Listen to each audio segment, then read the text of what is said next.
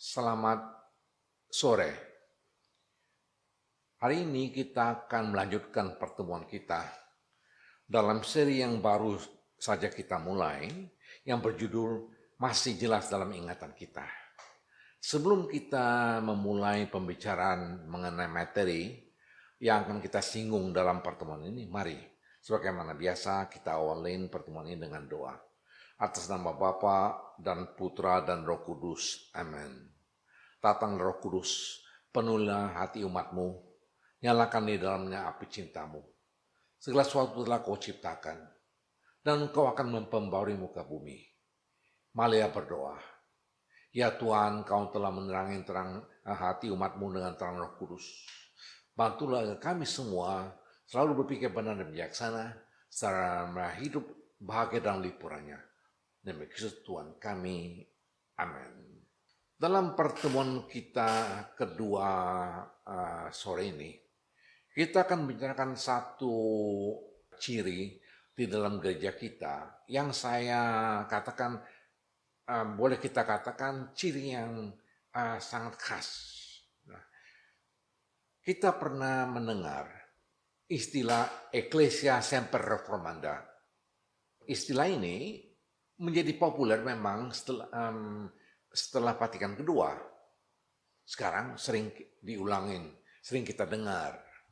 Sebenarnya istilah Ecclesia Semper Reformanda ini dalam arti gereja selalu memperbaharui dirinya.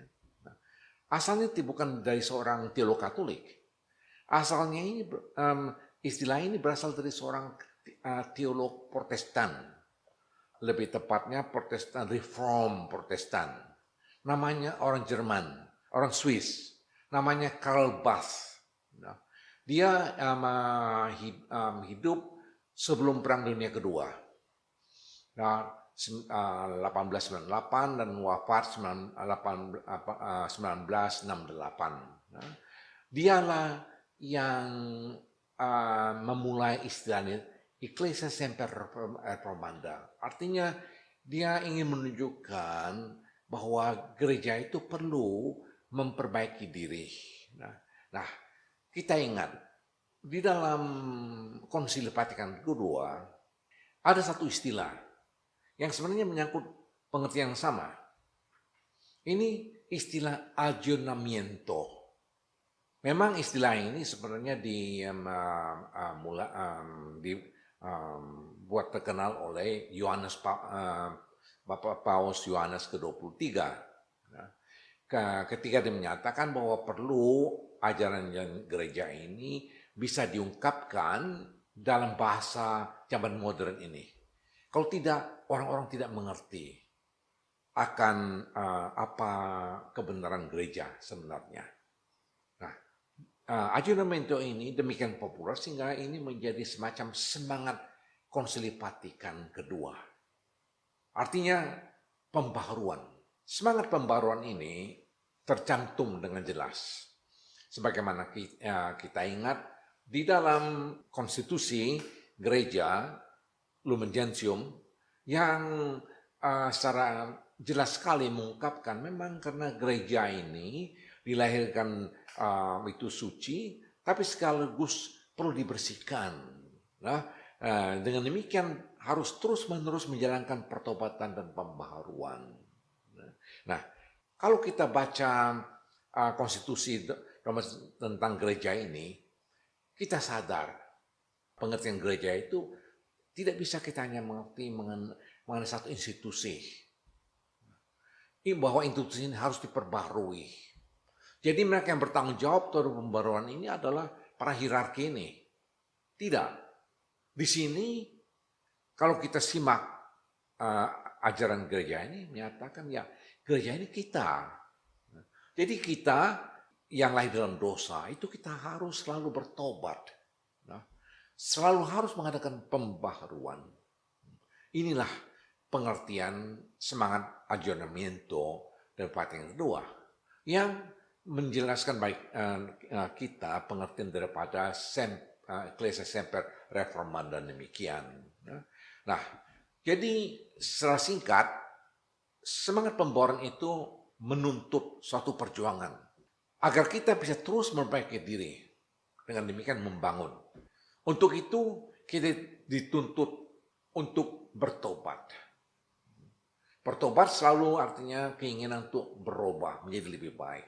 Nah, kita ingat bahwa Tuhan Yesus sendiri sebelum dia memulai khotbahnya keliling tanah Palestina berseru, bertobatlah sebab kerajaan surga sudah dekat.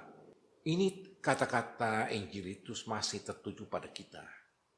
Walaupun diucapkan Tuhan Yesus 2000 tahun yang lalu, kita harus bertobat. Karena kerajaan surga sudah dekat. Saya tidak menyatakan bahwa akhir zaman sudah dekat karena masalah-masalah yang kita hadapi sekarang ini. Tidak. Untuk mendengarkan kabar gembira, kita harus bertobat.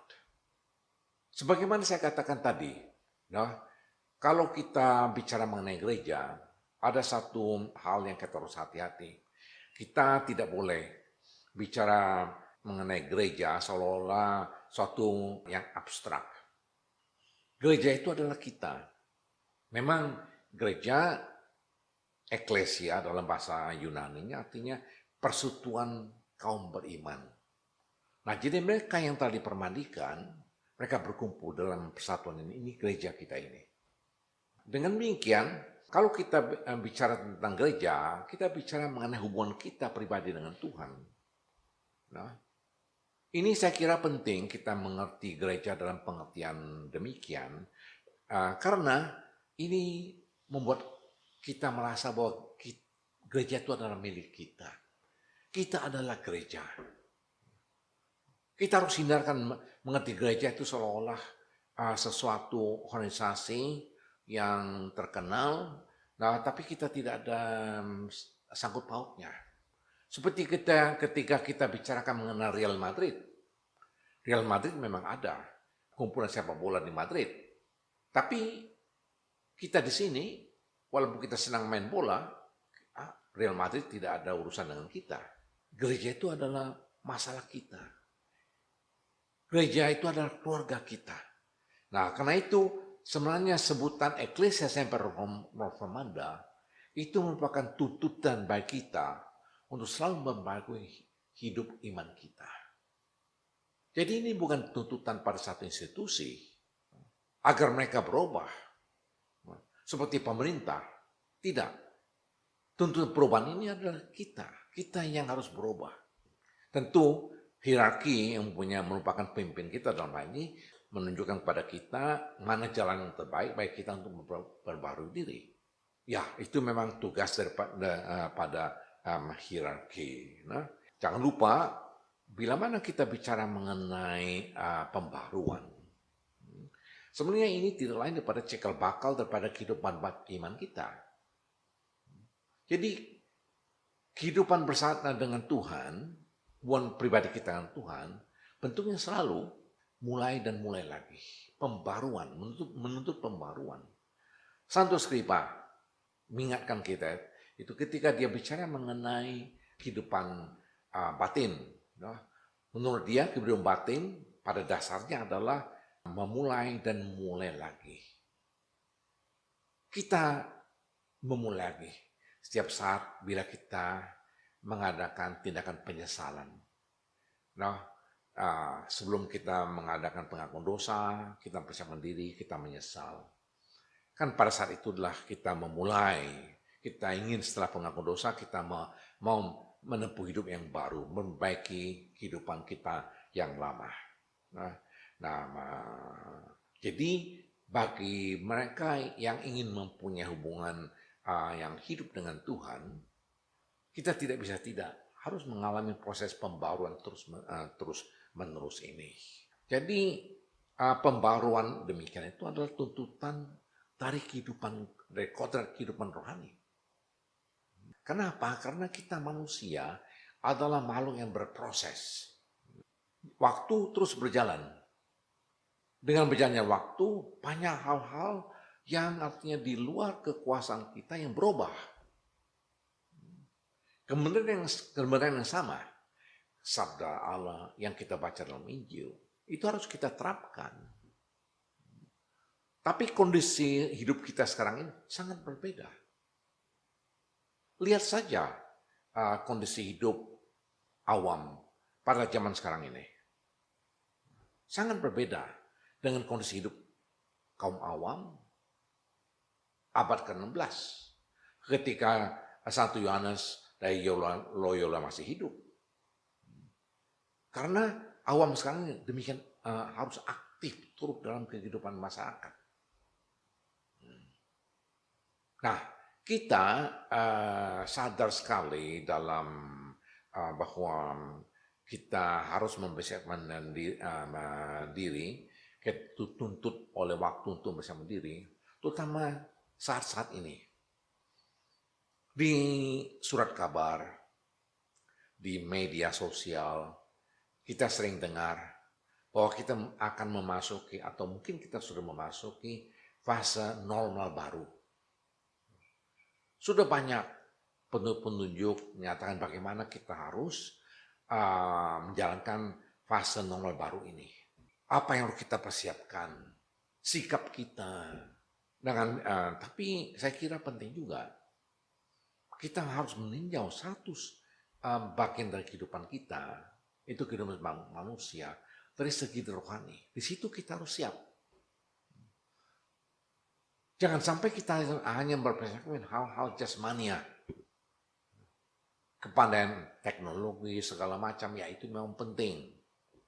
Tapi kita harus juga membenahi kehidupan rohani kita. Integritas. Memang satu kecerdasan yang perlu sekali kita jalankan. Misalnya Bapak Kardinal Suharyo beberapa saat yang lalu menyatakan bahwa untuk masuk ke fase normal baru ini, kita harus mengasah kecerdasan budi dan kecerdasan nurani. Ya, untuk mengasah kecerdasan budi dan nurani, kita menyentuh satu masalah dalam kehidupan kita, ini kehidupan rohani. Kita ingat, Santo Yohanes sendiri menyatakan kepada para muridnya ketika bicara mengenai Tuhan Yesus, bahwa dia sebagai nabi terakhir dalam perjanjian lama, dia harus tambah menjadi kecil sehingga Kristus tumbuh makin besar dalam hidupnya. Ya, dalam hidup kita, hidup batin kita, itulah prinsipnya. Hidup kita harus menjadi lebih kecil, tapi Yesus harus main peranan lebih besar dalam kehidupan kita. Nah, karya demikian dalam hidup kita, sebenarnya itu adalah karya Roh Kudus. Sebagai manusia kita tidak mungkin menjalankan sendirian. Yesus sendiri menyatakan, tanpa aku kamu tidak bisa berbuat apa-apa.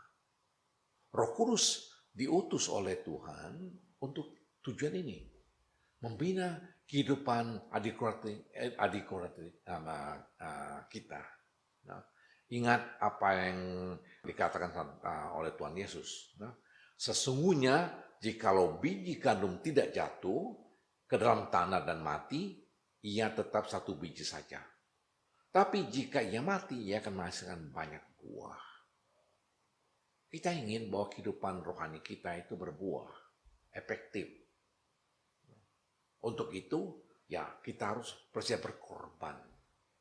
Ini sebenarnya apa yang dimasukkan pembaharuan tadi. Karena selalu pembaharuan itu menuju sesuatu yang lebih baik. Pembaharuan bukan perubahan menjadi lebih buruk, itu bukan pembaharuan. Pembaharuan adalah proses dalam menjadi lebih baik. Namun kita jangan lupa satu kenyataan bahwa proses pertumbuhan pembaharuan demikian itu menuntut pengorbanan.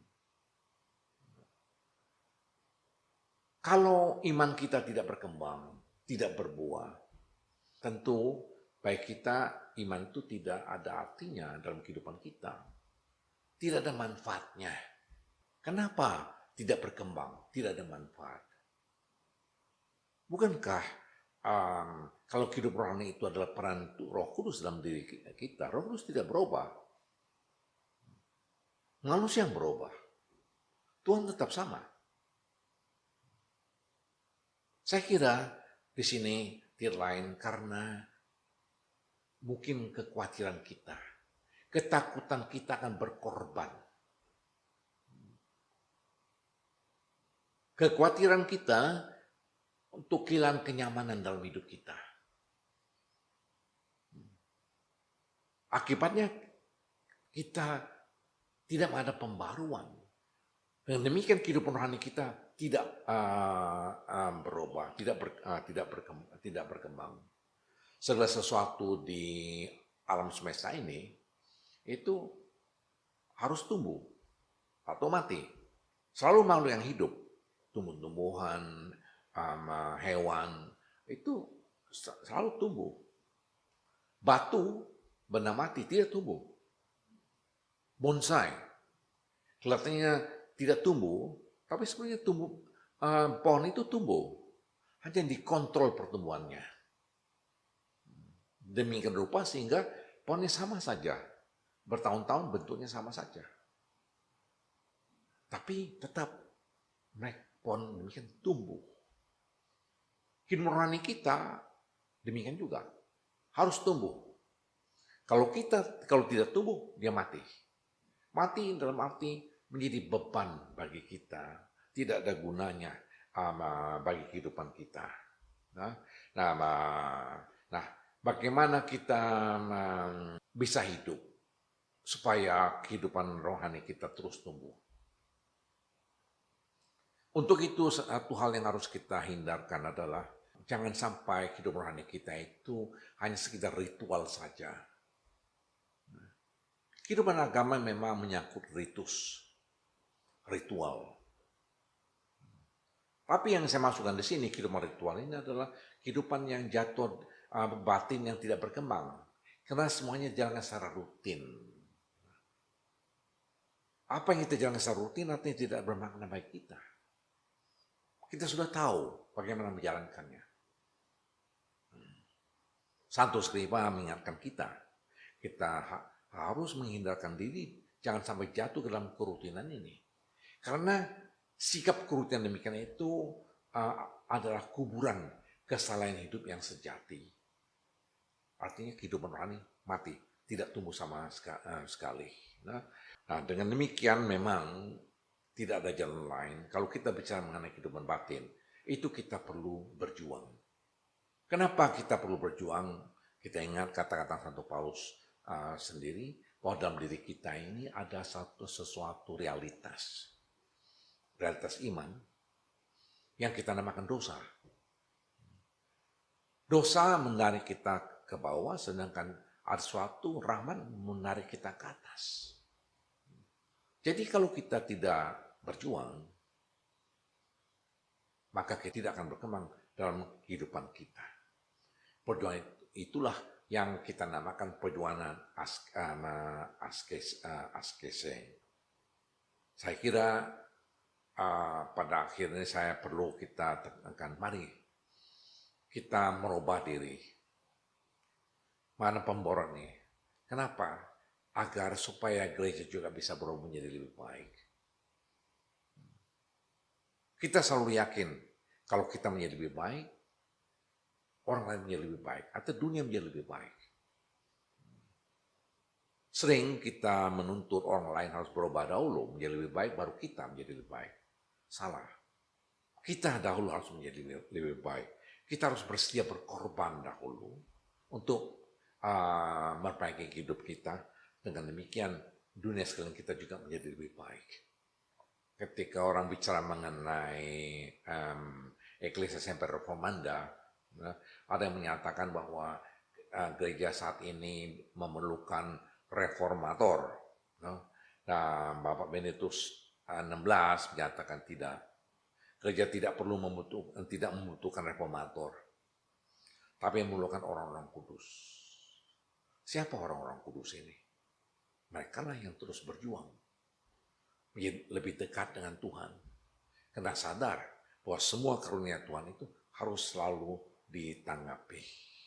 Nah, inilah pengertian pembaruan yang saya katakan tadi. Pembaruan yang menuntut bahwa kita harus bangun mandiri, baru setelah itu kita akan melihat orang yang kita menjadi lebih baik.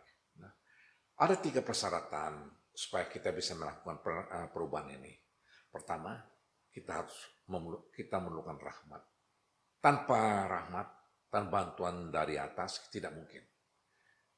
Yesus ini menyatakan, tanpa aku kamu tidak bisa buat apa-apa. Lalu kedua, kita harus rendah hati. Supaya kita bisa mengenal apa yang harus kita rubah. Lalu ketiga, kita harus tekun dalam merubah apa yang kita lihat, kita yakin kita harus berubah. Dengan ini saya akhirin pertemuan kita kedua ini. Nanti kita akan lanjutkan minggu depan dalam seri yang sama. Mari kita bicarakan apa yang sebenarnya harus kita perbarui. Karena kalau kita melihat hubungan kita dengan Tuhan, banyak hal yang harus kita rubah. Tapi ada satu hal yang paling penting. Apa yang harus kita rubah? Ini menyangkut masalah iman. Jadi dalam pertemuan kedua berikutnya ini, kita akan bicarakan mengenai pembaruan iman. Yang harus kita jalan dalam kehidupan kita harus selalu jalankan setiap saat. Agar kita lebih percaya kepada Tuhan, lebih mencintainya. Itulah yang Tuhan inginkan dari kita. Bapa dan Putra dan Roh Kudus. Amin.